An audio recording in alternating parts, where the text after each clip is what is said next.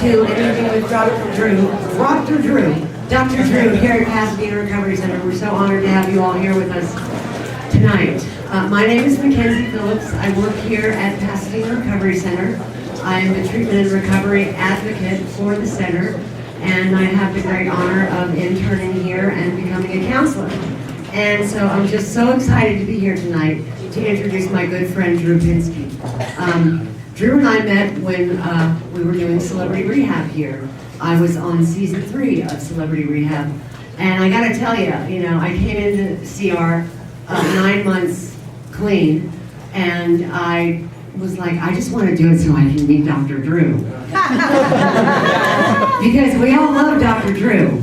I have had the opportunity throughout my life to introduce a lot of people, and quite often in the written remarks it says, I'd like to introduce a man who needs no introduction, and that has never once been true. But it was written, so I read it. For our purposes here tonight, it certainly is true. Drew is an active advocate for the addict who still suffers. Drew is using his compassion and his strength to reach out to all of us on so many levels and in so many venues.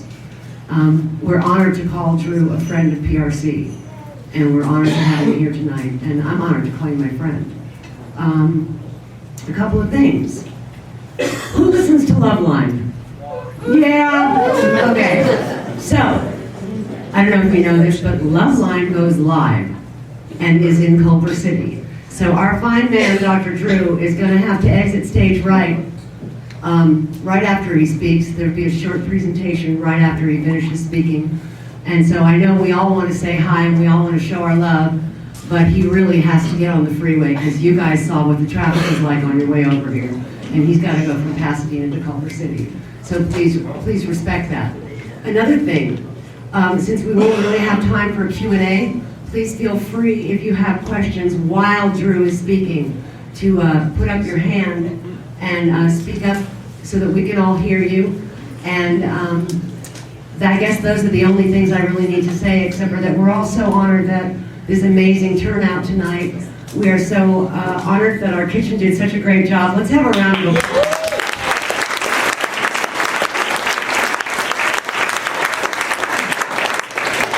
What we do here at PRC on a daily basis is to try and treat the disease of addiction and alcoholism. And I think we do a really good job of it. And I think that I'm just so honored to be a part of the family here at PRC. And I guess I'll shut up now. And the man who needs no introduction, Dr. Drew Pinsky, ladies and gentlemen.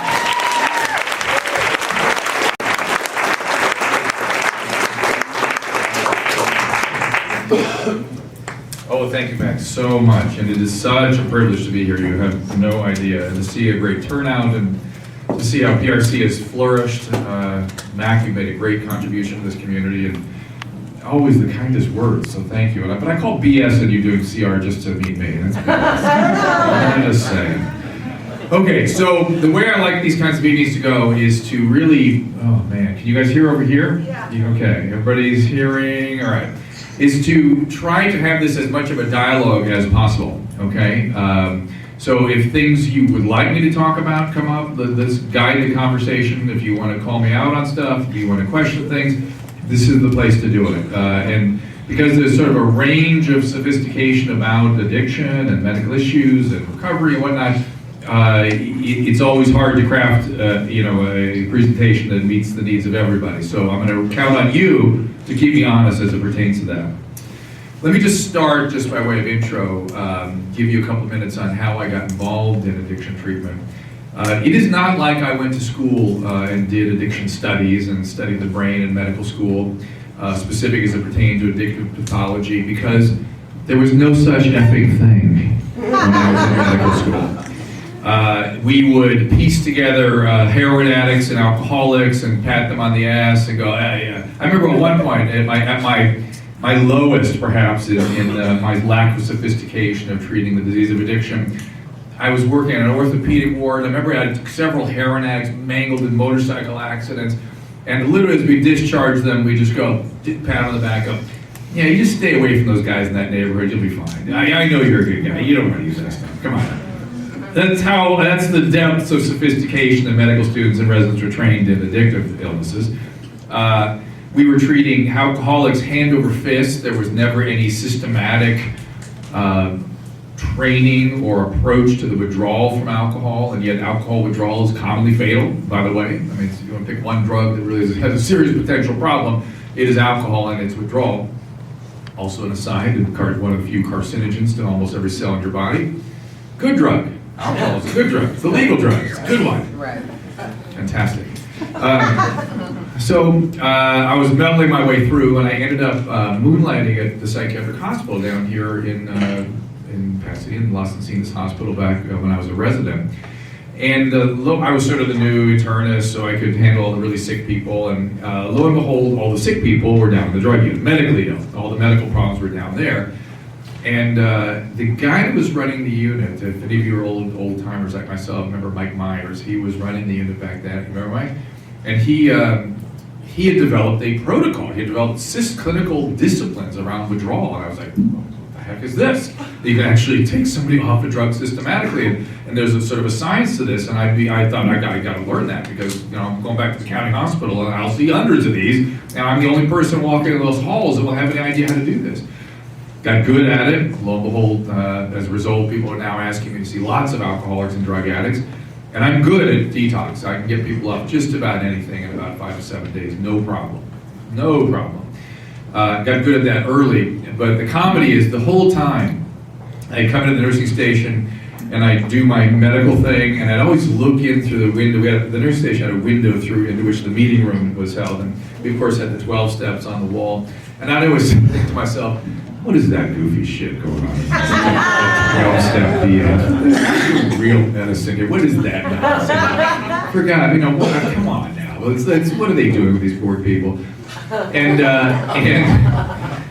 I, as a result of all this interaction with addicts and alcoholics, I had a couple of people that I needed to follow or asked me to follow them for various reasons through their course of treatment, which was 4 or 6 weeks, that sort of thing. And at the end of 6 weeks or 2 months or 3 months, there's a new person, and it was like this stunning transformation. And I was like, what is happening? What just happened? What's that? I had no idea what was going on. And but I thought, boy, in my field, general medicine, people go from acutely ill to chronically ill, not acutely ill to flourishing, to this amazing trend. I thought, I got to see what this is about, and started paying more attention, got deeply involved with it. I was doing that for a year or so. The director of the program then asked me to be the assistant director, and 6 months later, he promptly quit. And now I'm the director of a program, and I had to really dig in hard. And it took 5 years, I'd say, for me to gain something that I would call expertise with this condition. And I did it for 20 years. And it has been one of the most rewarding experiences of my life. I've always been fascinated with the human experience, and I've never found such a, let's see if I can come up with the right word, rich maybe, or complete, or,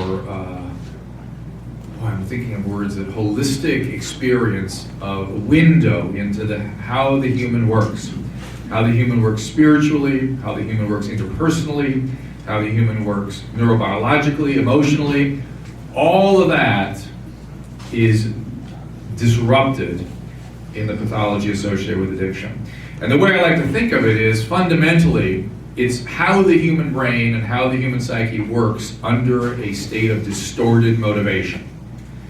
We don't think a lot about what motivates us. Really, motivation, there's a part of our brain that sets motivational priorities, that says, now's the time to eat, take care of your family, get out of bed. And I don't mean the discipline of these things. I mean there's motivational states. Ultimately, survival is the ultimate motivation, and perhaps love and caring of our loved ones, and maybe nourishing fluids and nutrition. Maybe those all they all really go into the basic motivation of survival. That's ultimately what's driving the brain.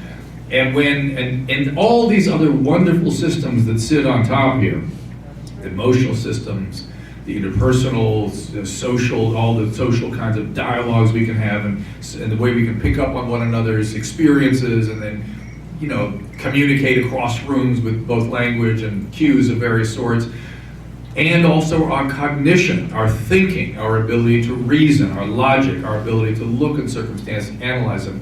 All that is at the service of motivation. Survival, fundamentally. I mean, that's the primary purpose of this big unit we have in our skull. But when that motivation becomes distorted, and survival shrinks, and family shrinks, and even your own well-being shrinks, and this one thing emerges, you can see how everything else works. You can see all the other functions, they're exposed. You have to know what to look for, and you have to understand you're seeing an exposed brain under a distorted motivation. Let me give you an example.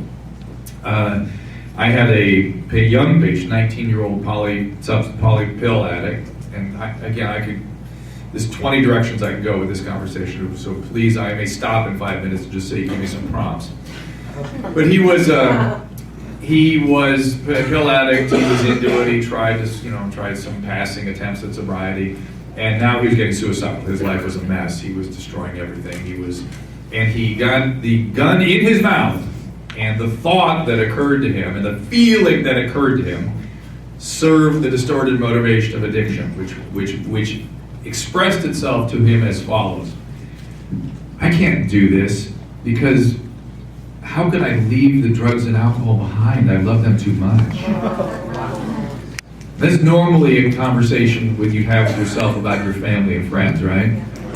All that gone, drugs and alcohol emerges. This is what normies cannot get. They cannot get it. And by the way, it's the thing your loved ones will find is the most painful thing, painful reality. And send them right on over to a little program called Al-Anon with that material. They'll be fine with it. But to say to them, and if you feel it, not everyone feels exactly the disease. Disease has many colors and variations on it. But to be able to say to your family, I've never found anything I loved as much as drugs and alcohol. That's the truth. And they need to deal with that. And it's something you have to deal with.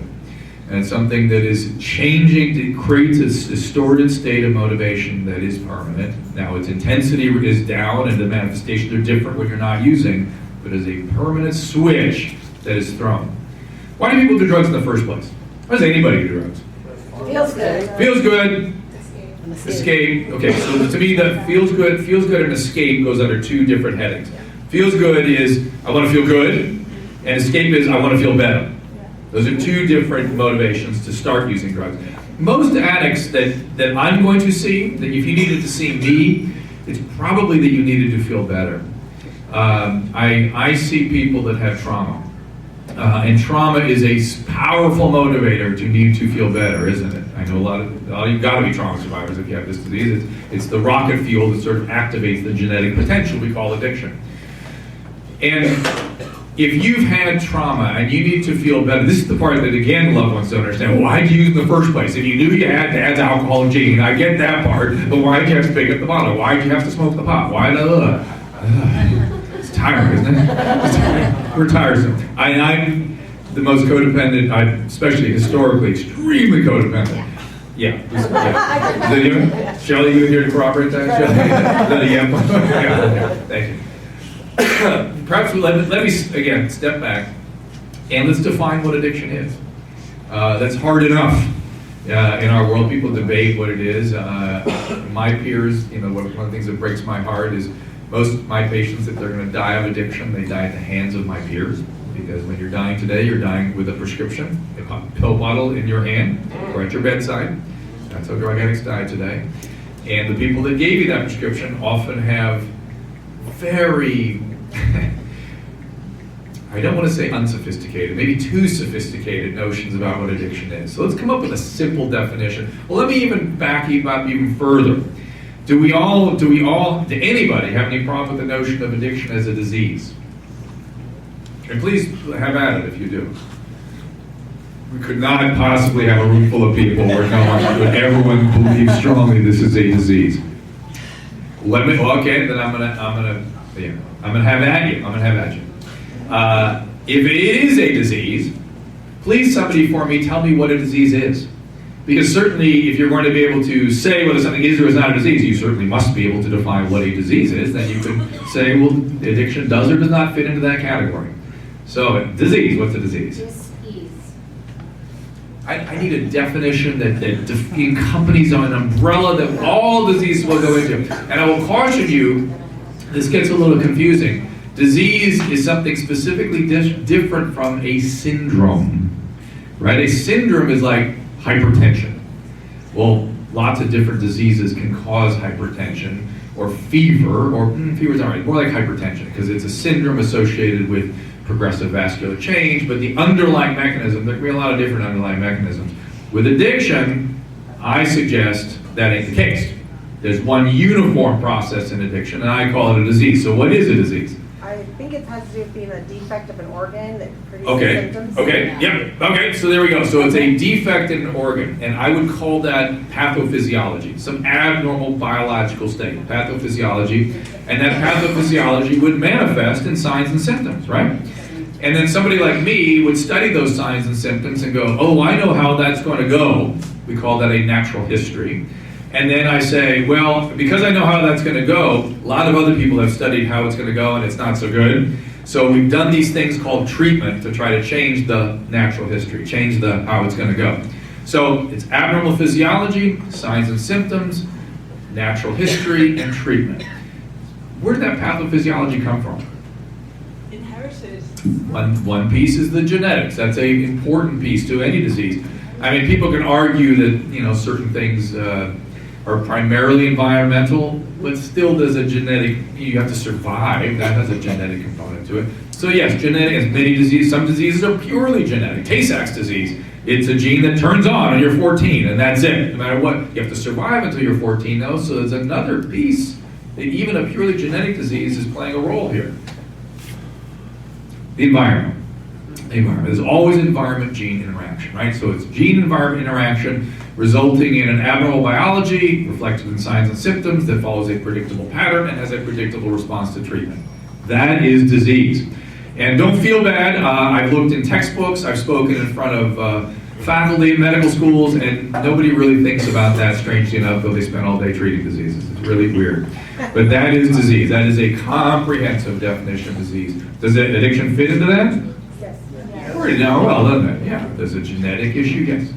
Well, from what I just recently learned, this is the only disease that we can convince ourselves that we don't Right. have. And from my perspective, what we say is it's the only disease I have to convince patients they have. Right. And even more difficult that they need treatment. So that's the harder part.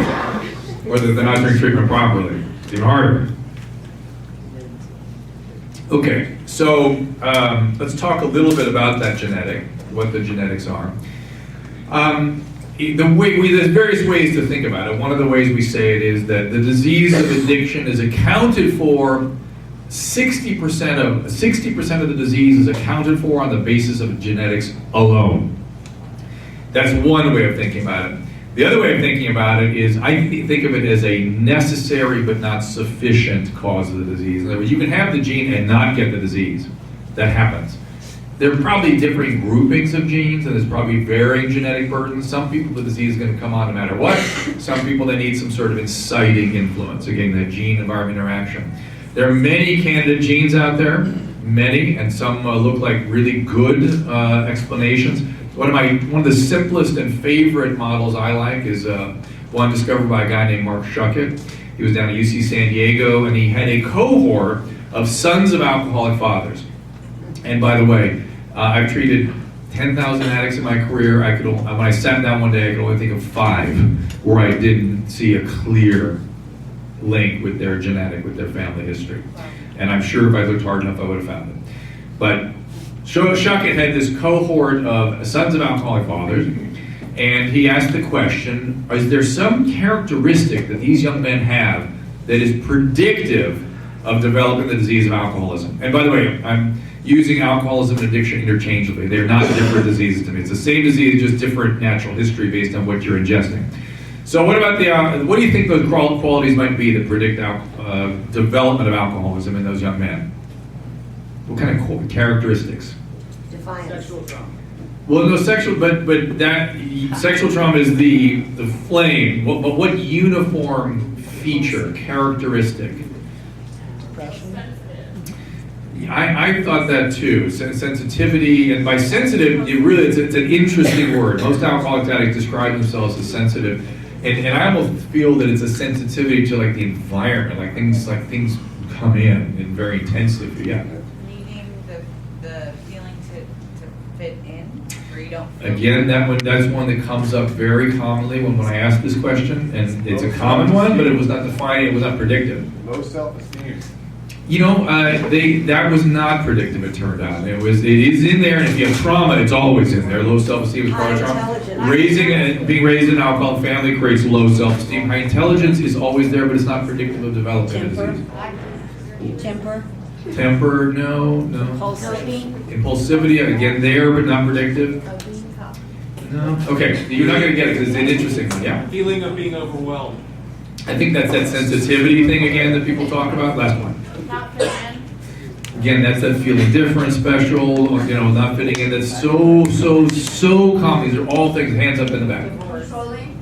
No, again, controlling more is the trauma stuff, right? If you've been traumatized, man, you are controlling the environment because you don't want that to happen again. Here it is. We're going on the wrong track. I'm going to tell you what it is. Although I love what you're coming up with because these are features of people with this condition, but it's not the one that he found uniformly predictive of developing alcoholism. And what he found was resistance to alcohol intoxication.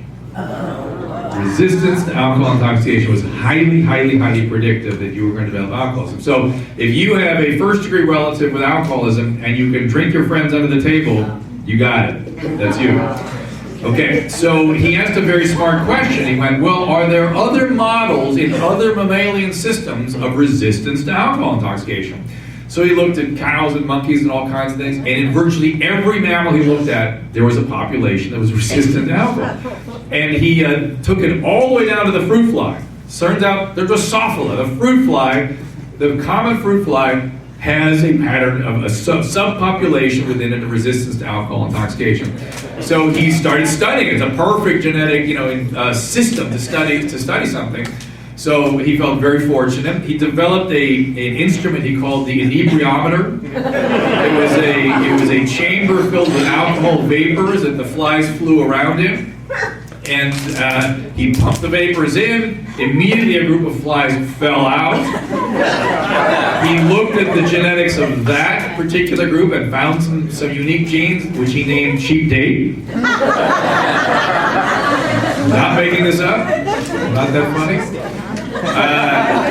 And lo and behold, at the end, there was a small group of flies, 10% or so, left flying around in the chamber at the end of the day. And he took them, found within those flies two genes. The GABA, a single amino acid substitution of the GABA A receptor, a so-called proline serine substitution. And GABA is a down-regulated chemical in the brain. It's where the GABA receptor is where Valium and Neurontin act. It's a language I know everyone understands. And so it's that down-regulating system, and there's something not right about that system. We studied a lot in alcoholism, so people thought, oh, well, yeah, no kidding, that system's a little different in the alcoholic. So a single amino acid substitution and something called the LL allele of the serotonin transporter. So then something with mood, both these things would explain things like mood and sensitivity and those sorts of qualities that you guys were all talking about. So we went back to these young men, and he looked at those genes amongst these 250 men, and they looked at what the probability was that you would develop alcoholism if you had one of these genes. Well, if you had one or the other, it was roughly 60%, roughly speaking. About 10 or 12 of those guys had both genes, and amongst that dozen or so kids who had both genes, 100% probability of alcoholism, independent of their life process, where they were raised, what happened to them. Genetic burden was sufficient to cause disease in and of itself. So it's a disease that, again, distorts the motivation worse with time. More that it takes over the brain's system of motivational priorities, such that the things that should be important are not. The purest example of that for me, in terms of an example of how it operates, is cocaine. Crack cocaine particularly. You love it? It's perfect.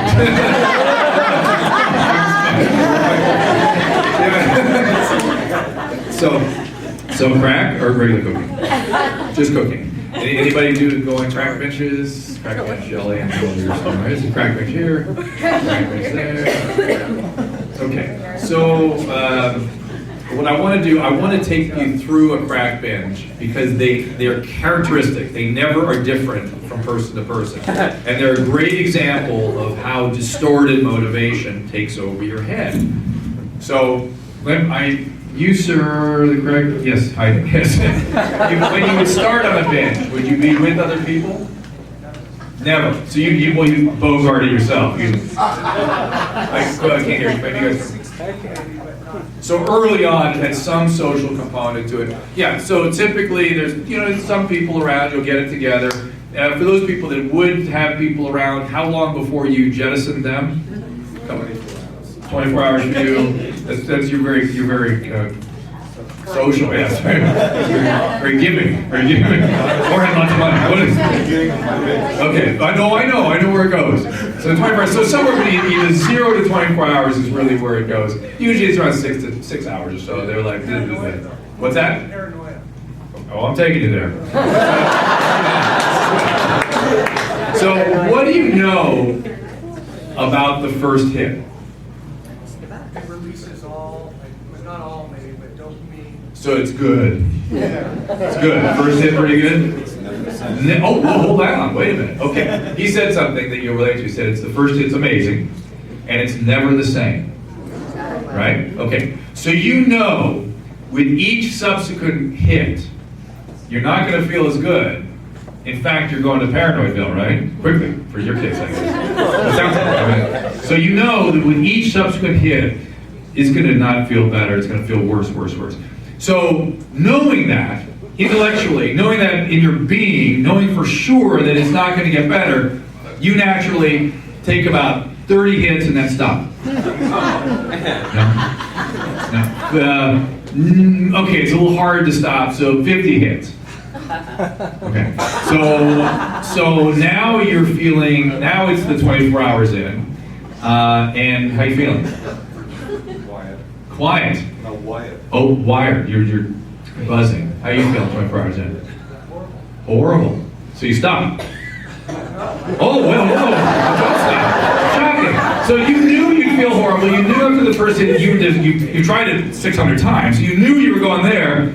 And even once you get there, and no matter how horrible you feel, you keep going. Yeah, I never have any left over in the morning. Oh, I know that. The problem is, now that you have to throw in the morning, you don't have any money, your friends don't have any money, your parents don't have any money, you've sold your stereo, whatever else. Okay, but that's not the point. Because even that, people go, oh, he liked it a lot. I guess he liked it a lot. But you didn't like it. You were feeling shittier and shittier and shittier, knew you were going to Shitsville, and kept on going. That's a motivational problem.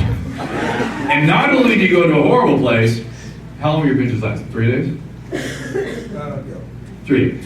Okay, day 2, towards the end of day 2, you're sitting on your porch with the windows open? No. Which room in the house are you? Windows are closed, curtains are closed, doors are closed. Which room are you in? Closet? Which room are you in? The same room that I began when I hadn't been. You just sit right there in that room. And an inner room is my point. So inside, way deep inside. Anybody up in the bathroom? Oh, No, bathroom, okay. So you're in the bathroom, and what have you done to your windows?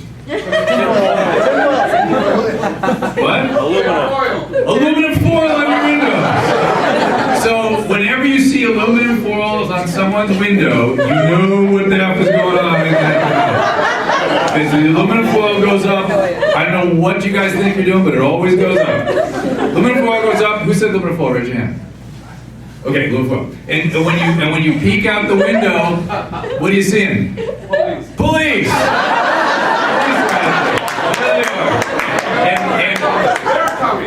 They're coming.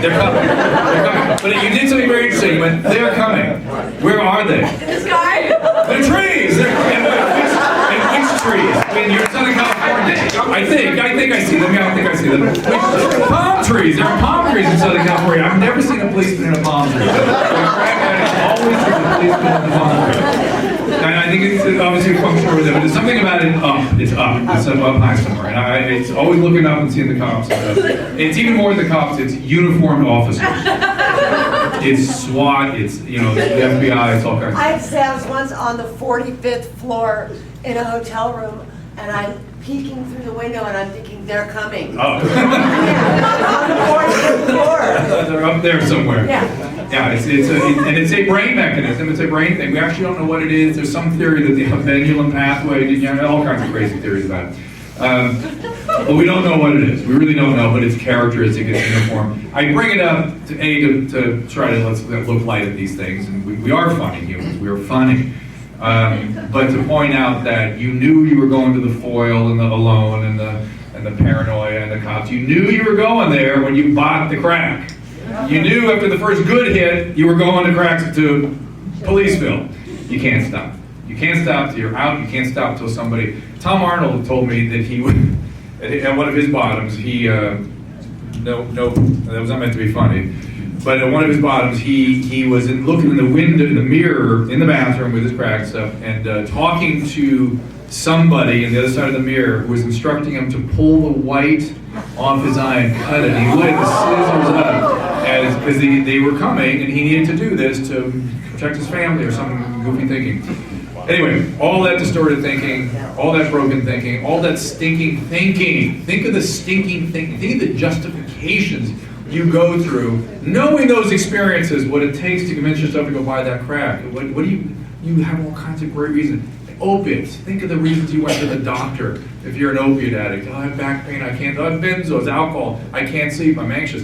I have ADD, I'm a speed addict, but I have ADD. I think I've read the book. And I think I've got the solution. Doctor, I think Adderall's it. Damn, you were a good doctor. I'll be back in 2 weeks, get my refill, and I'll pay my bill. I'm the best patient ever until I become angry, irritable, and paranoid and relapse. And the doctors never get the feedback on what they've done. And so Adderall looked like a great medicine for these people. The research in addiction, one of the big problems is, two big problems. One is it's never long enough. It's never long enough. And two is every piece of research I read relies on patients showing up and they believe the patients. They believe what they tell them. Lying is not something you should feel bad about. I mean, you should obviously process it. But if you didn't lie, if my patients didn't lie to me, there'd be something wrong. They have a different diagnosis. They should be seeing another doctor. Because drug addicts lie. People with the disease I treat lie. That's what they do. And my job is to find my way through it. You don't even know you're lying anymore, right? How many of you lost track of lying? It became like surviving or whatever. We don't know what you're doing anymore with that. It's just part of the process. My job is to figure that out and to touch something real and to not be distracted by all the nonsense that will go on. And to be fair, part of recovery is paying attention when that stuff comes back, because it will. It'll come back for all kinds of good reasons. Shelley has a great story. I told her I was going to make her tell this story about a relapse she had at the hands of physicians. If you are an addict and you need medication, I'm not saying you should never get pain medication if you're opiate. If you have surgery, you should get it, but there's a way to do it that makes it less risky.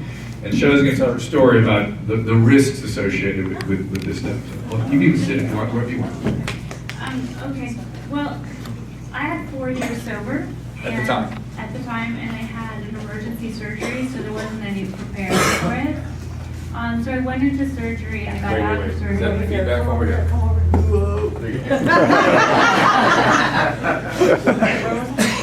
Oh, emergency surgery, yes. And they gave me opiates, you know, the good kind. The good kind, the Dilaudid. And immediately my addiction began. So you woke up after surgery? Yes, woke up after surgery, and all I could think about was getting more Dilaudid, getting rid of my family, closing the drapes, and just watching TV and waiting for the next dose to come back into my arm. Did you get irritable, agitated, and discontent? I was a nightmare, as I always was, under the influence of opiates or in withdrawal. And so my family knew that I was sober, but they didn't know what was going on. And I just was like shooing them away. And so what happened was I was in relapse mode for probably 2 months after that dosage. Yeah. And the only thing that saved me was that I didn't take opioids home with me. That was the only thing that saved me. Did somebody finally call you out? Did somebody put it together? Yeah, because I went to meetings and I talked about it, and then people were saying, well, you're in relapse mode, because all I could think about was getting high. At that point, I had 4 years. I hadn't thought about getting high like that in so long, but it was just the entering into my body just completely triggered the whole thing. And it was Lying, bullshitting, manipulating, obfuscating? all of it. I didn't want to go anywhere. I didn't want to go to a meeting. I didn't want to have friends over. I didn't want to have any. I just want to stay in bed. Plus, I was in bed because I had You had surgery. reason, your justification. Exactly. How long did you go for that? 3-4 weeks. Okay. There's many variations. It's wonderfly creative what people do with their illnesses, and how poorly we as physicians see it. It's hard. I've been sucked in. It's why when I work, I try to bring someone like Shelley in the room with me to keep me honest, make sure I'm not getting sucked into stuff, because it's an interpersonal disease, right? It's a disease that takes advantage of everything. It takes advantage of your thinking, it takes advantage of your emotions, but it takes advantage of your interpersonal experiences. So I always tell people the model of addiction, the perfect model of addiction, is the Audrey 2 plant in the Little Shop of Horrors. You ever see that, Little Shop of Horrors? It's feed me, and what happens if you go into the room with the plant alone? You go in the plant, it eats you. Period. And you don't almost get eaten, you don't kind of pull yourself out, you go in the plant. The only way you ain't going in is if there's somebody there, somebody holding you back. I call it like Ariadne's cord, it's the golden thread. Somebody's got to be there. This is why the Al-Anon people, those of you in codependency like myself, you've got to have, when you're interacting with your loved one with addiction, and you're about to make some sort of decision or whatever it is you might be planning with that person, you've got to call your sponsor and go, I'm thinking about doing this. Is this right? Am I getting sucked in? Because you won't know it. It's impossible. It's impossible. Even the best of us, the best trained of us, will go right on into the plan unless we have another person to bounce it off of. Yes? So a lot of people have ADD. Yeah, I would say if you have this is the way I say it, think of it. If you have a genetic history of alcoholism and you have ADD, you have the gene for addiction. Thank you. So I would say that quite possibly one of the first people to ever give me drugs was a psychiatrist when I was 12 years old, and all of a sudden I was good. Okay, but I'm going to stop you. Let you make your point. But his point, he said that when he was 12, the first person to give him a drug was a psychiatrist.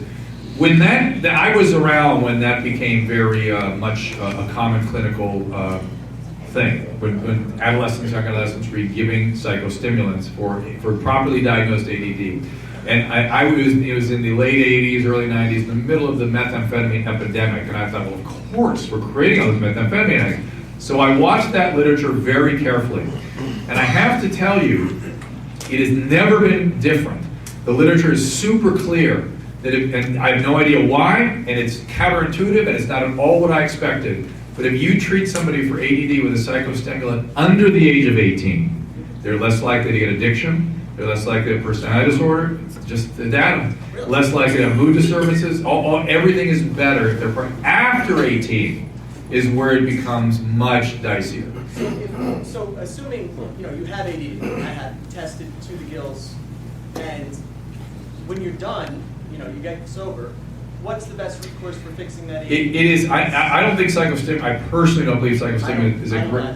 You can take it, but I don't think it's a great alternative for adults anyway. There's Intuitive, there's Clonidine, there's Strattera, exactly. There's plenty of alternatives, and there are behavioral and learning ways to help deal with it too. There's a lot of data now on ADD and ADHD and trauma too. Trauma intensifies that kind of stuff as well. So let me regroup here. Where do I want to go? I want to quickly talk about other stimulants. We had our fun with cocaine. Methamphetamine is a different kind of stimulant.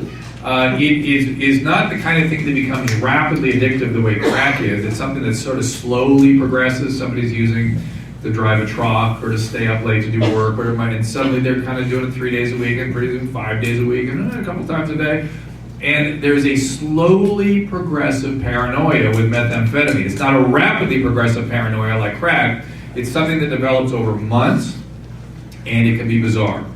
It's a paranoid preoccupation, not with cops, not with uniformed officers, but friends, families, coworkers, and neighbors. You're saying yes, sound familiar? Who did you worry about? You were nodding, was that you? No, she didn't want to talk. Any Beth paranoias? What was the family, neighbors, and what were they doing? What were they up to? they were listening to You, talking about you. Yes, Planning, broadcasting. podcasting. So they're putting stuff on TV. We laugh, but it's intense when it gets going. I've had people say that they, cell phones suck their thoughts out of their head, and it's their family or grandma is putting the FBI up to it. It's all very loud, but always focused on family, friends, coworkers, and neighbors. And it can be very disruptive to relationships. It also can result in violence. Methamphetamine is the drug of violence. When there's a guy named, doctor named Smith up at Haight-Ashbury Free Clinic, Dave Smith, that coined the term speed kills. And he said when he developed that term, he never meant for it to mean that you take speed, you die. He meant that people on speed kill. Speed kills. It is a very dangerous drug. And how long before when you stopped? How long before the paranoia resolved? How long? 2 months. Thereabouts. Yeah, so 2 months. So think about that. You're not using anymore. It's still 2 months of paranoia. Still pissed at your family. Still pissed at your grandma, and they don't understand what's going on. Very disruptive to relationships. Very disruptive. Okay, so let's now back away from the biology. Any more questions? Any more questions about the biology of addiction? Yes. Well, I'm just curious what you said about the speed and how it affects the brain. Yeah. When you get off the speed, how do you stop being paranoid? Well, there's some medicines that are helpful, but you have to stay contained in a structured environment, and they subside slowly. When did you gain insight that you were actually paranoid? How long? When I noticed it was really bad, I remember I was on a day pass here around day 40, and I was driving home, and I thought the cars behind us were FBI, and I was like, when is this ever going to stop? And I remember curling up in a ball. But that's when it was bad. But when did you know that it was paranoia and not reality? Oh, probably day 80-ish. Oh, so it went for a while. Go ahead, Jessica. Is it possible that it never does go away, even after 2 years? You can have a long period of looking over your shoulder, but these kinds of extreme paranoias, in my experience, always go away. I mean, because you believe it as a reality even afterwards. I've not had that experience. Maybe it is reality in some cases. Maybe there's something actually what's happening. I don't know. But Reality no matter what. yeah, I don't know the answer, but real paranoias tend to resolve after 4 to 6 months for sure, in my experience. So as far as like mental speed, what is your take on how it affects you in the spiritual realm? Well, there's a question about the spiritual realm, and the spiritual piece, because I'm a scientist and a clinician, I generally stay away from the spiritual stuff because I think it's critically important, but it defies science a little bit, and I don't feel like my expertise is there. I will say fundamentally 2 things, and this doesn't just apply to meth, which you understand what I'm saying, depletes your soul. It really does. It depletes your very being. It takes away who you are. But all addiction has a spiritual vacuum associated with it. We were kidding a little bit about the bullshitting and obfuscating and stuff that Shelley did when her disease became active, but that's a spiritual problem. That's a problem. Again, this is back to that uniquely human piece. I'm not sure I can articulate this properly, except to say that finding gratitude and finding meaning, in the middle of all that pain and maelstrom that is addiction is the spiritual quest. And within that, because many of you have had trauma, being controlling, somebody mentioned that as a characteristic of addiction, being controlling is going to be a major, major issue. And you will not let go of controlling the environment and people, places, and things without some concept of faith. So both faith and something that fills.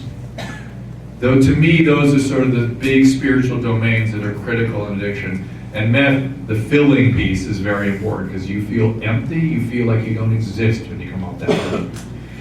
And I will simply say that gratitude and giving, there's all this happiness research out there now.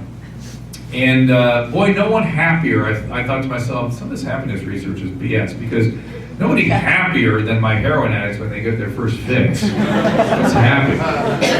They're happy. But they're not leading a good life. They're not leading a nourishing life. There's something missing, and they're not leading a flourishing life. And we have to start thinking more in terms of flourishing than being euphorically happy. We have to flourish. And sometimes it's tough. It's uncomfortable. But finding gratitude, having faith, so you don't have to control everything, and just letting go a little bit, but giving, finding a way to give and connect to others. I really cannot say enough about that part of this process. It's later, it's late in the game, and it's an ongoing thing. And it's true of all humans. So I said there's all this happiness research. Well, lo and behold, what have they found? That you're much happier as they measure happiness when you spend money on somebody else than if you spend it on yourself. My goodness. I'm sure people can quote line and verse from the Big Book that basically says that 3 different ways. Being able to identify and connect with something real in another person and pay homage to it through giving of some sort, even if it's just some sort of verbal acknowledgement, is exceedingly important. If you look at any myth that the human civilizations have created, we will always go back to, cultiver nos jardins, as Candide said. You go back to your people, you give back, you go back and you just have a simple life where you make a difference for others. Remember the DJ AM? He was a wonderful recovery guy. And this is a cautionary tale. His recovery, I used to send people to him all the time because he would go to the mat for people in terms of 12-stepping them and getting them going in recovery. He was the go-to guy. His recovery was amazing. And he got in a plane accident. He was appropriately giving painkillers afterwards. He had panic and post-traumatic stress, was maybe appropriately giving short-acting benzodiazepines. And as part of his career, he had to get in a plane and fly again. He worked all over the country, all over the world, really. And he started having panic and fear of flying and phobia, and started having some of the thinking that Shelley was talking about in terms of his pain and needing more opiates, and he got strung out again. And I'll make a long story short, he was on, he was off, he eventually had people from the program and people that were specialists in anxiety disorders traveling with him, and he was actually doing pretty well. He was making his way out of this. But if you've been sober a long time and you relapse, that's a tall order to get sober. It's much harder than people realize. They think it's going to be pretty easy, or matter of fact, they know so much, it's hard. I'm not going to kid you. Well, he was struggling, but kind of moving along, and finally one of his psychiatrists said, when are you going to stop listening to those people that are trying to brainwash you and take these medicines I tell you are going to work? He was dead in 2 weeks. Dead in 2 weeks. He once taught me about giving. I was on my radio program, and he used to collect Nike shoes, and he had these cool pair of Nikes on. And I went, Adam, I love those shoes. I know those are awesome. And he goes, really, I'll get you a pair. And I was like, it took me aback. I had 2 reactions. One was sort of embarrassment and shame and things. And then I thought, God, he's right. I really do like those shoes. He really noticed something that I didn't even notice. That that's something in me where I really like those shoes. He was paying attention. Good. And he really, God damn it, if he didn't come back the next day with a pair of those shoes in the middle of the workday. And I was overcome. I was like, no, I can't. I don't know how to receive this. But I did, and he said, stop it. He goes, take these. I know you really dug them. My paying this off to you today, giving to you today, keeps me sober. So thank you. Now, when you are the object of that kind of giving, first of all, I can imagine what it does for him, but even as the object of that kind of giving, it catches your attention. You understand those moments of connection where somebody says, I see you, and I want to honor that. Very powerful. Now, slopping, food in the soup kitchen, important. You got to give back, got to be part of the community. But those moments of connection when you can be close to somebody and actually acknowledge something profound about that human that you're next to and the closeness with them, that to me for me, that's the spiritual stuff. Everyone has sort of their own version of this, and it has very, very many different kinds of manifestations, and people think many different ways about it. But as a clinician, when I think about the recovery and the need for recovery, it's about the closeness. And let me tell you more what I'm thinking. So, I said earlier that environment is a very big part of this whole process. And we alluded to the conversation about trauma, and how trauma works, and how trauma gets in the way here. Why does trauma, and by trauma I mean interpersonal trauma, I mean feelings of helplessness and powerlessness at the hands of important people. When we've been traumatized, what happens to us? What is it that sets you up to want to use? Why does trauma result in using? Anybody have yeah? Numbing the pain. What pain? Whatever the trauma. Is it a memory? Memory or an experience. So it's some sort of pain you're walking around with that you need to numb. Are you aware of that pain? For me personally, Have you noticed that other people? And have you noticed for other people they may not even have been aware they were in pain? Yes. Yes. Back here, Blue. I would say like the shame and the guilt associated as a child With the trauma. It's very powerful. You said shame and guilt. So little children, when things happen to them, the normal thinking of an under 8-year-old is that's my fault. I made that happen. There's something flawed in me, shame, that made this horrible shattering experience happen to me. Absolutely. It indoctrinates shame and guilt. Absolutely. And shame is one of the most intolerable feelings humans get to walk around with. Yes? Sorry, quick question. To the DJAM, or were you referring to being of service more so? We call it service. It goes under the giant heading of service, okay. Yes. But I was just telling a very kind of service that I think is, that we don't talk about often. He asked about spirituality, and to me, spirituality and service go together there. So trauma is shattering. What kinds of things do I mean when I say trauma? What kinds of experiences typically? Sexual abuse. Rape. Emotional abuse. Emotional abuse, physical abuse, neglect. Okay, that's trauma. That's trauma. Verbal. And what's that? Verbal. Verbal abuse, emotional abuse. And we actually know now what happens to the brain in these situations with kids. The brain is changed forever in response to these powerlessness experiences in childhood. Now, I think that I'm going to cut to the chase and just say, because my time is already running out. I've got enough to do all this, so I'm going to do it. Let me just say that fundamentally, the result of trauma is emotional dysregulation. You said shame and guilt, you said pain. Where'd my pain person go? She disappeared. You said pain, but would it be accurate to say you're unregulated? Emotions are all over the place. Too intense, too prolonged, and too negative. Does that sound right? Yes. Okay. And so when you're 12, 14, 16, 18 years old, you can't regulate. What do? You use. You use what culture offers you as solutions. Sex, extreme sports, booze, pot, whatever. And what happens when you take those things? You feel better. And you feel better. And not only do you feel better, you may feel grandiose, and it may change your thinking a little bit because you're an addict, and it's good times. Now we go. And how you have a peer group. Peer group that supports it and reinforces it. How do you talk that kid out of not doing that thing that really feels like it's helping him survive now? And by the way, if you've been traumatized by important people, who the hell are you going to listen to? What's the fundamental problem with other, particularly adults, if you've been traumatized by adults? You can't trust them. You can't trust anybody. Trust is impossible. And what is it you're untrusting of? Abandonment. So being hurt again. So let me ask this question. If dysregulation is the problem that results in the reaching for the substance, how does the human normally or successfully develop a regulatory system that is flexible and whole and works? How does that happen? How should that happen? They work through it. How? No, in life. I mean, if you're in development now, you're a baby, you're a young child, how does that, what happens that builds the emotional regulatory system? Are you born with it? Does it just develop spontaneously because of genes? No, you're parented, you're cared for. Parented, you're cared for.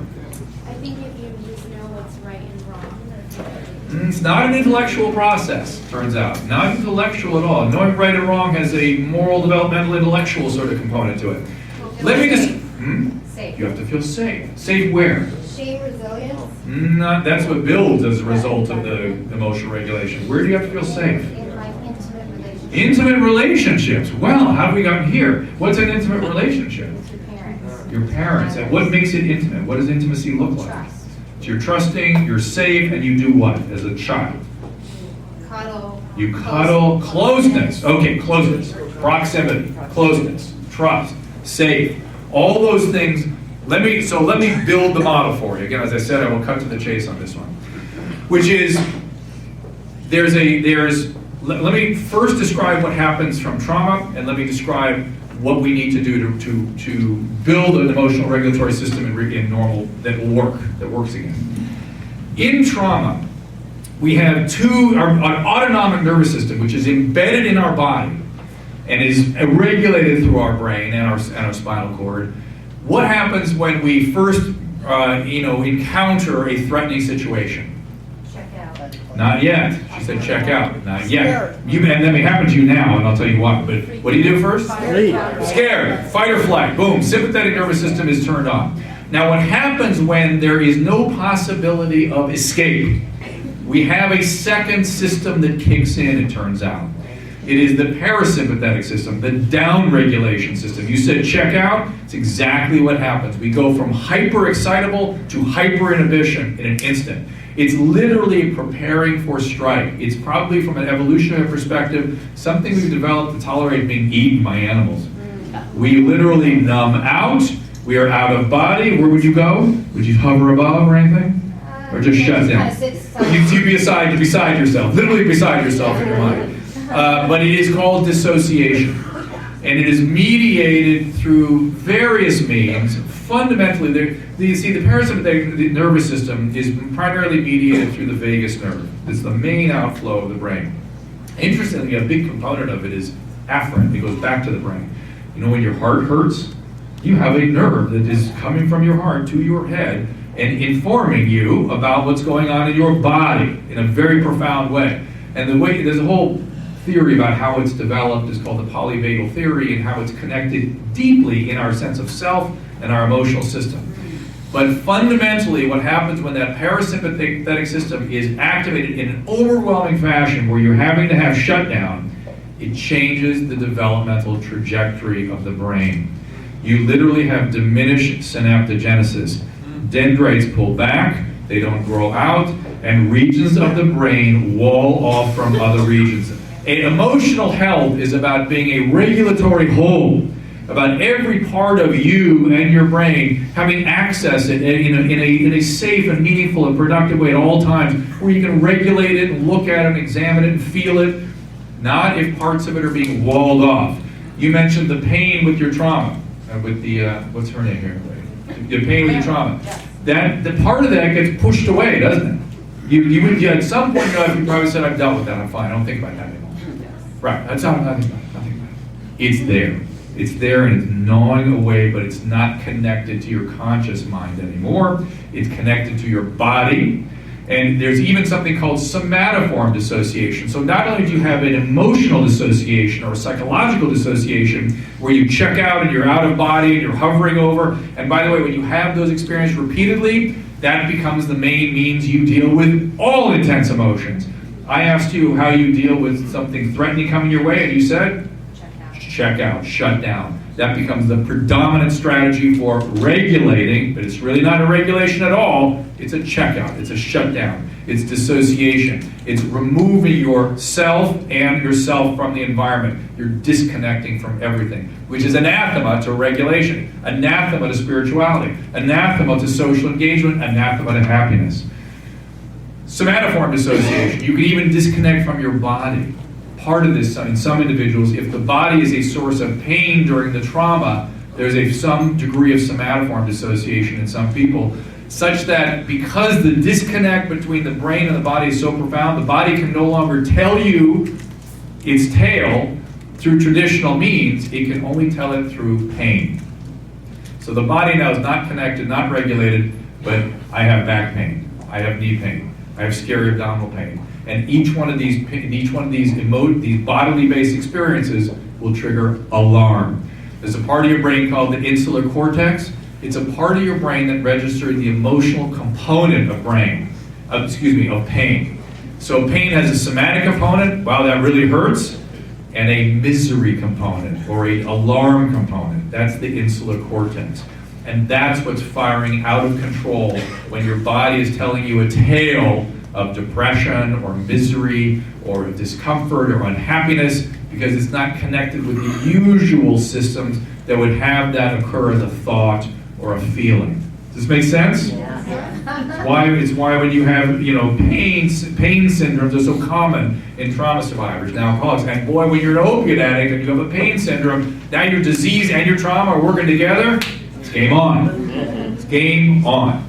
And by the way, the longer you take the opiate, the more it's hyperalgesia, the more the pain is intensified, and you have chronic withdrawal, and you have back pain. It's a horrible, horrible syndrome, and it's miserable to get better. It takes a few weeks, but it's a horrible couple weeks. But most people who come in, when we ask them how, these syndromes, we say, how on a scale of 10, how bad is your pain? They always say 15, 20. 2 weeks later, that same patient, without exception, is not talking about their pain unless provoked, and will say 4 out of 10, 6 out of 10. Manage it. Okay. So how do we heal these things so you don't go into shutdown all the time? And how do you build the emotional regulatory system? Well, the way to answer that question is to look at how does that happen normally? How does that happen? How does the human do that? Well, I will tell you for sure it doesn't. You're not born with it. In fact, you're born awash in feelings. I mean, think about babies. They have things wash over them. They almost feel like they come from the outside in. There are these feelings. There's disgust and hunger and anger. Well, for the first 6 months, things just flow all over us.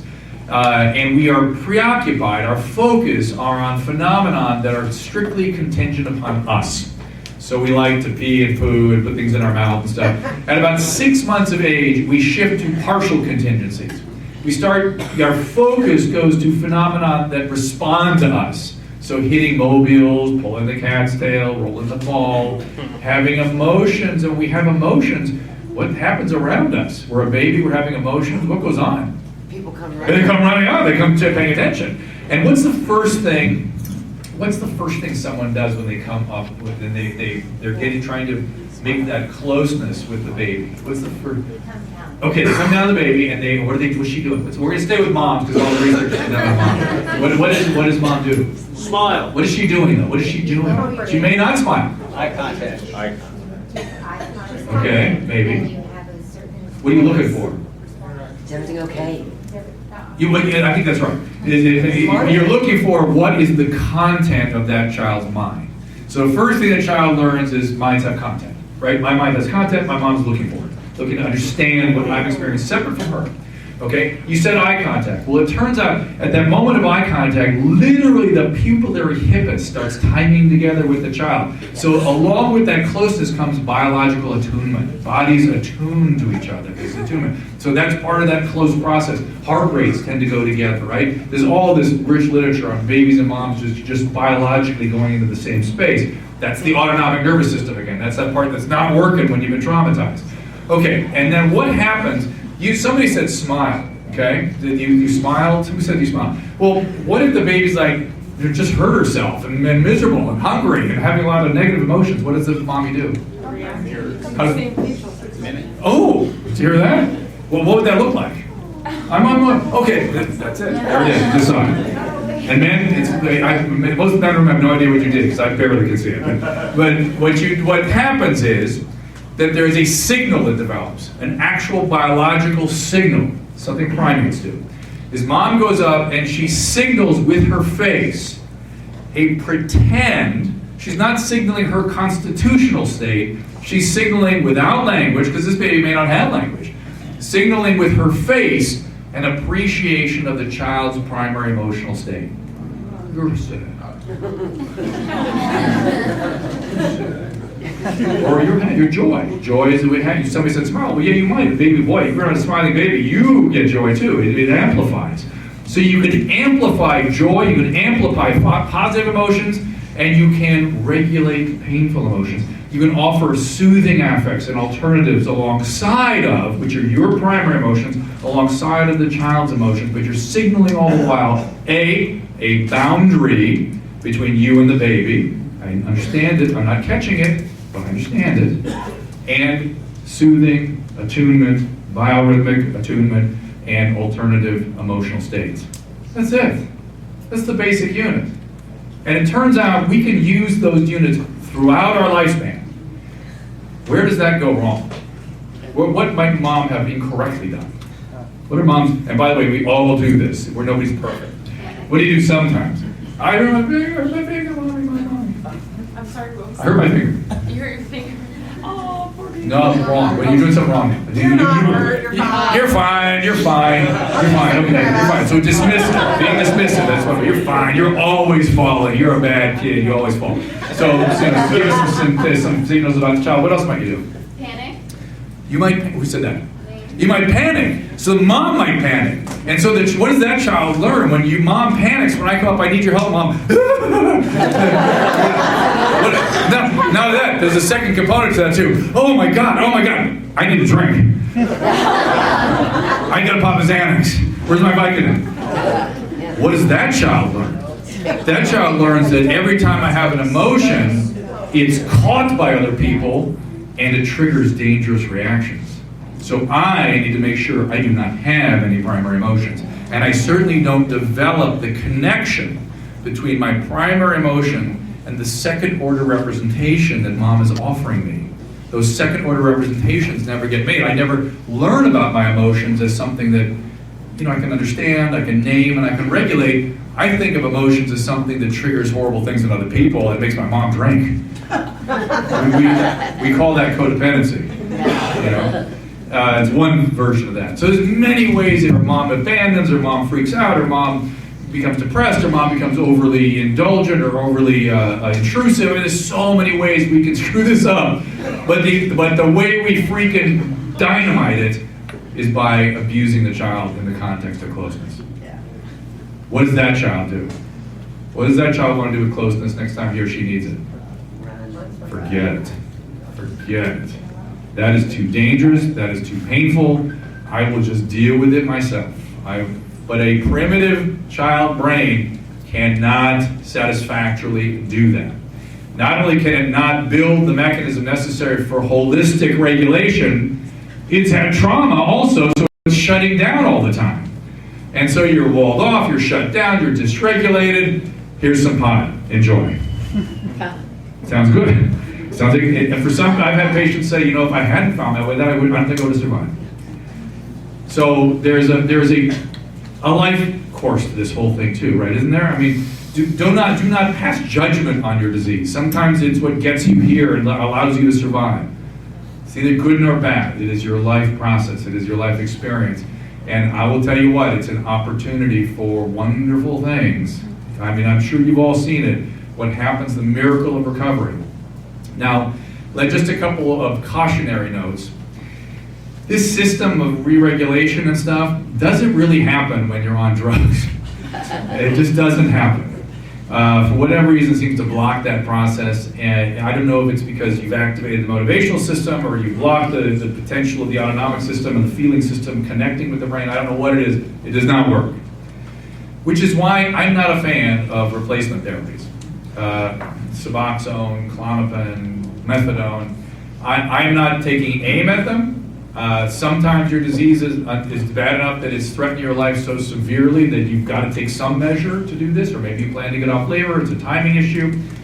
But you've got to come off everything, other than mood stabilizers and, or insulin or whatever it might be, but things that activate your reward system in any way, you got to stop. Yeah. Can that be another person?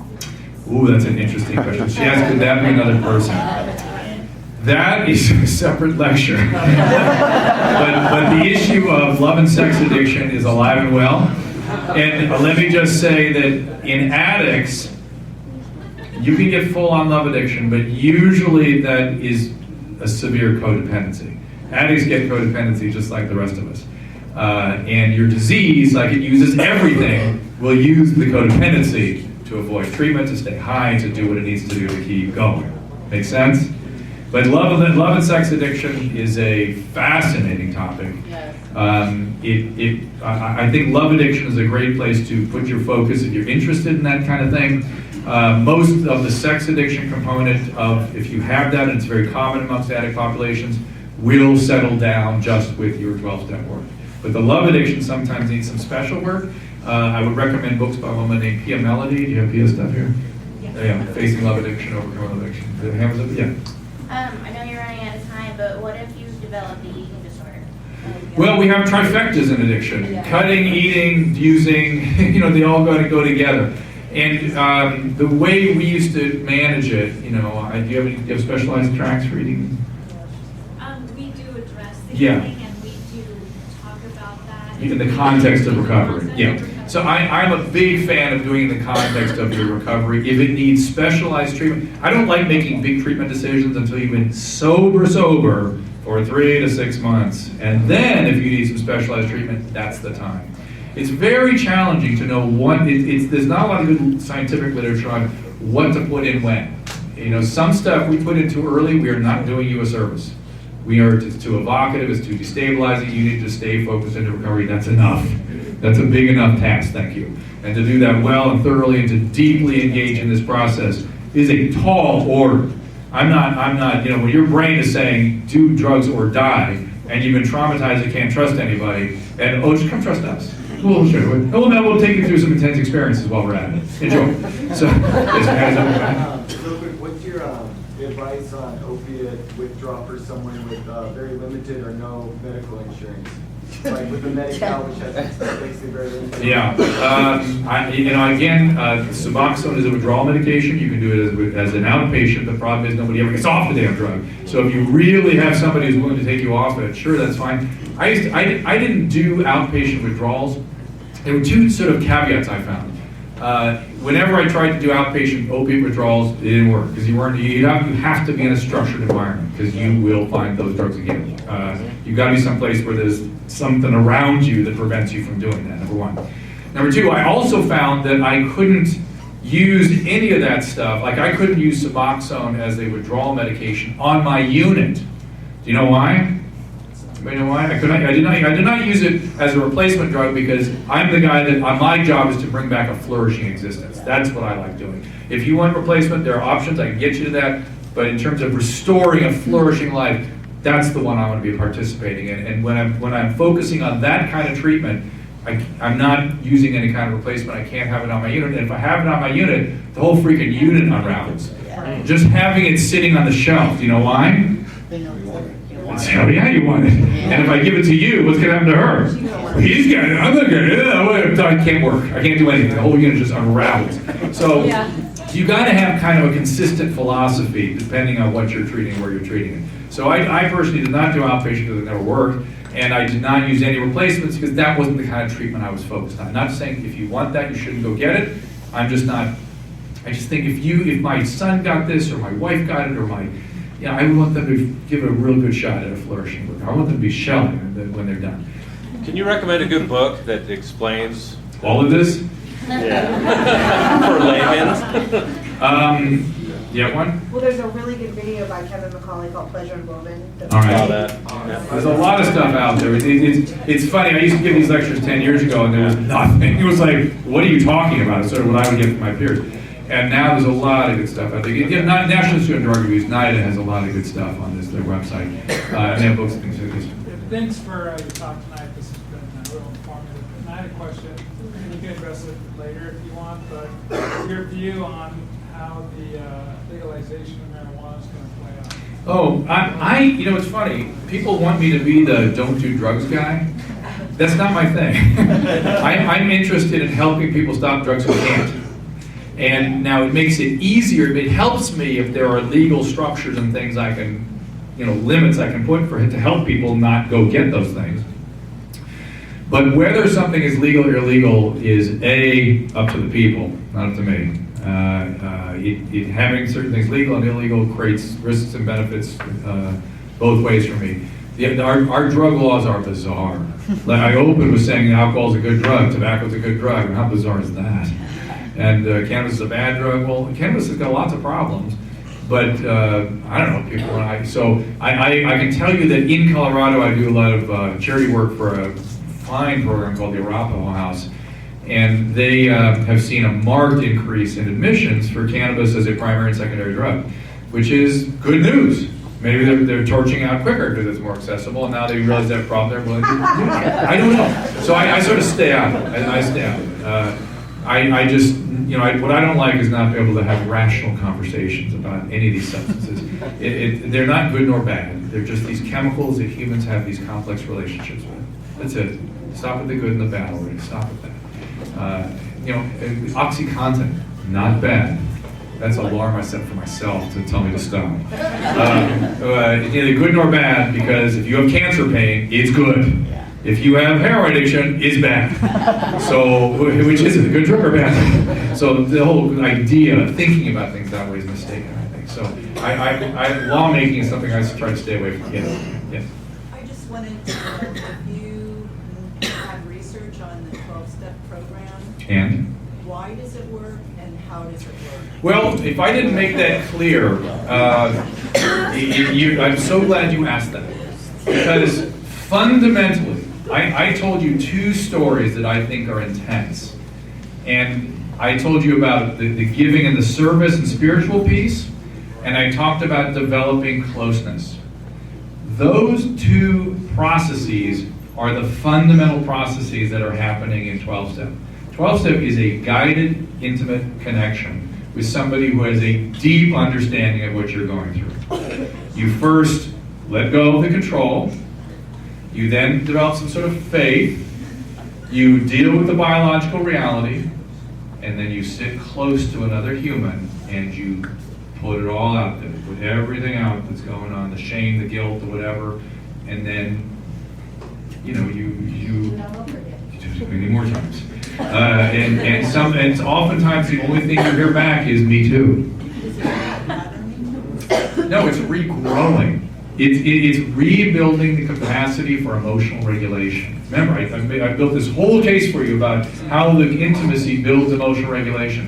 I think fundamentally that is at the core of recovery. You need the fellowship, you need the meetings, you need the rehearsal, and you need the spiritual filling. You need to flourish, or else you go back. Your disease will tell you to go back. But fundamentally, you've got to build the capacity to regulate again, because that's the main function of drug was serving in the first place before the addiction developed. And that problem is still there. And when you can regulate and tolerate closeness, you will find a lot of rich stuff that you many times not experienced because of trauma. Well, you could. There are natural recoveries. There is cognitive behavioral therapies. In my world, if somebody's going to have what I call a full recovery, like return to a flourishing life, they're going to do 12-step or they're going to have a very intensive therapeutic experience, like psychotherapeutic experience. And for an addict to have just a psychotherapeutic experience is tough. Because what usually happens, if you go into it, it can be too stressful, so the timing of it again is in question. But there's a more pernicious piece. Did we do analysis or anything like that early in the recovery? Did you? Oh, well, I was going to say the fellowship part of it. Is critical. All critical in the rehearsal. It's designed for this condition. It serves this condition, but it's under attack. I understand. I just have seen it work amazingly, and it's where I find the richness of this process. But anybody do intensive psychotherapy before they got recovery? When Okay. when I was a teenager. What were you doing there? What were you doing? Reality therapy. But I mean, other than the actuality there, in your mind, what was going on? Oh, it was very isolating. Okay, it's isolating. I found it to be isolating. I found it to be, What was your goal? Your goal? Figuring out why. What? Figuring out why. Figuring out why I'm an addict. Okay, yeah, but how did you? Let me cut to it again. Here's what I find. Here's what I find. Make me better so I can keep frickin' using. Let me keep. I find a way to tell me why I can't lose control and why I can't keep using this shit. Because I'm going to keep using. I was crazy, because if I was crazy, then I could keep using. Whatever to keep using. Fill in the blank to keep using. That it's never how do we deal with this motivational problem. It's how do you make me better to keep using so I'm not out of control all the time. And it does kind of work a little bit because the regulation settles down. Some of the emotional dysregulation settles, but ultimately there's something more comprehensive that must happen. You guys, I am really out of time, but here comes more. You've been so kind and helped play along with me. One question. Yeah. Can I be an addict without having the addict In can I be an addict without having the addict gene? I believe that no. I believe that it's a necessary. There's got to be. It's a gene environment disorder. It's like asking, can I have any disease without having the genetic component for it? There's got to be some predilection, even if it is just to feel good when you're like when I take an opiate. Many of you are gonna have trouble believing this. I feel like hell. Yeah, I know. See, that's the gene. That's the gene. You have a predominance of, one thing we know about addicts, they have a predominance of mu receptors that gives them a really good feeling when they're exposed to opiates. I have epsilon. I want to vomit, I want to call it a hole, I feel like shit, I don't even know what's going on half the time. It's terrible. I hate it. I don't have the gene. But you got those mu receptors, so. By accepting that it's a disease, for me it was an easy way out. It was like, anybody have an easy time with their disease? It's pretty hard. But it was like a good excuse. Like I've got a disease, I'm an addict. Oh, when you were using? When I was using, therefore everything's okay. But yeah.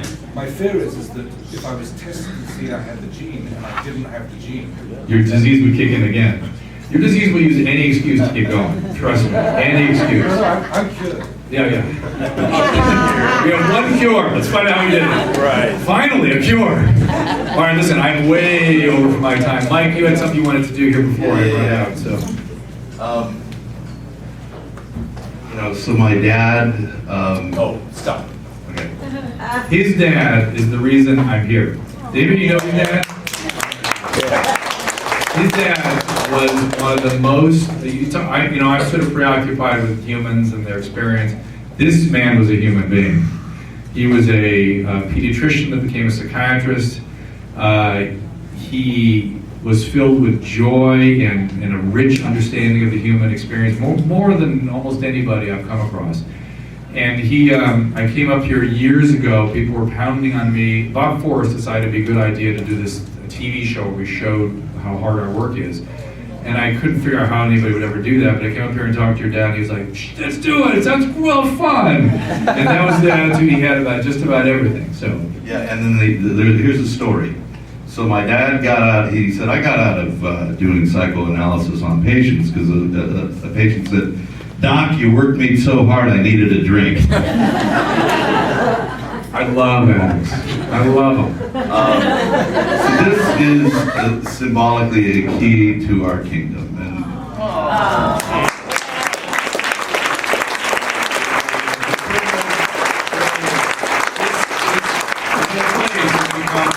ground zero of recovery, in this community. So we appreciate everything you do. Hats off to everybody. It works when you work it. Keep coming back. Shelley, God bless you. Mac, God bless you. The entire Bloom family, thank you for being a part of your life. It's such a privilege. And I got to rush out of here. Thank you, Mike, for this honor. And,